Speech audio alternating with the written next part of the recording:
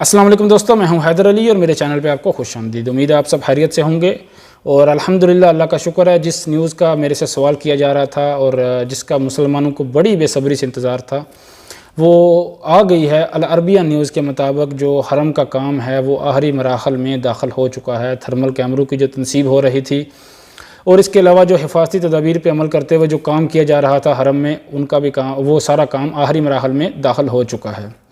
और इसके बाद आप उम्रा जब करना चाहें तो उम्रा अदा कर सकते हैं, उम्रा ज़ायरीन उम्रा अदा कर सकते हैं, और अगर आप तवाफ़ करना चाहें तो आप तवाफ़ भी अदा कर सकेंगे।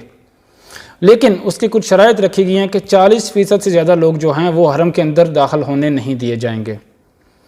और अगर आपको हरम में आना है तो उससे पहले आपको इजाज़तनामा लेना ज़रूरी होगा, परमिट लेना ज़रूरी होगा। लेकिन उसकी डिटेल क्या है, उसका तरीक़ाकार क्या है, वो भी वाज़िया नहीं किया गया। उम्मीद है 1-2 दिन तक उसकी भी अपडेट आएगी तो मैं आपको आगाह कर दूँगा।